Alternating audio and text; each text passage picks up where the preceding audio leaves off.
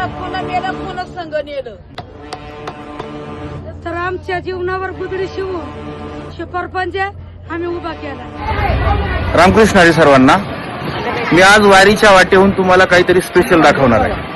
माऊली ज्ञानेश्वर महाराजांचा आज निरास्नान आहे आणि आमची दिंडी नीरा नदीच्या थोडीशी पुढे येऊन थांबलेली आहे. आम्ही आता जेवण करून विश्रांती घेणारच होतो, पण त्याआधी मला तुम्हाला काहीतरी सांगायची इच्छा झाली.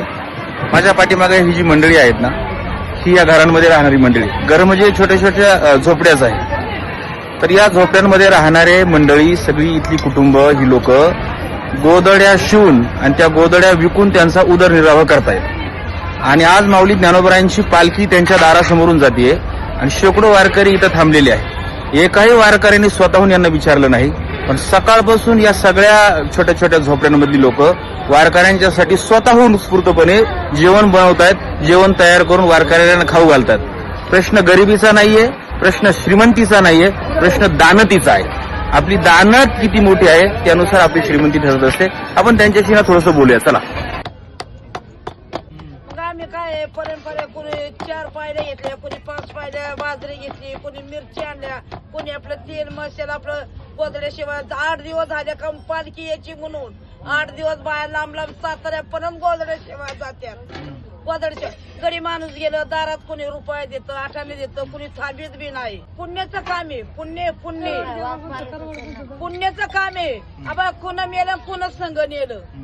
मग आम्ही जसं मिळन तसं आम्ही वार करायला आम्ही जेवण घालतो. बाबा या बाबा आमच्या तरी मिळन ते तुम्हाला जेवायला घालतो आम्ही. आई बेसन भाकरी खाऊन जा.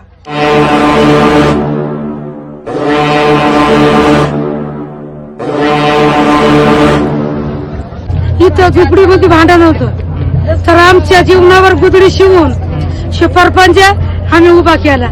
तर लोक दिंडी अशा मोकळ जाते. आम्हाला असं वाटलं की थकवा आला, त्यांना थकवा आला, या चहा प्या, आंघोळ करा आणि जेवा आणि जावा, हे माझं म्हणणं आहे. ताई, सासरून माहेरी आलात ना? हो, काही सण नाही, उत्सव नाही, नेमकं काय कशाला आलात तुम्ही आता? माऊलीची दिंडी जेवण करण्याचा इथं आलो. माऊलींच्या वारकऱ्याला जेव घालायला दरवर्षी येतात का तुम्ही? दरवर्षी येतात. दरवर्षी एवढीच श्रद्धा आहे तुमची माऊलींवर? एवढं मानता तुम्ही माऊली? आम्ही गोदड्या शिवून येतो, 2 रुपये मागे टाकतो माऊलींसाठी. ते आम्ही सामान सुमान आणतो, माऊलीला घालतो. आम्ही 2 वारकरी यावं, आमच्या हाताने 2 घास खावा अशी आमची अपेक्षा आहे.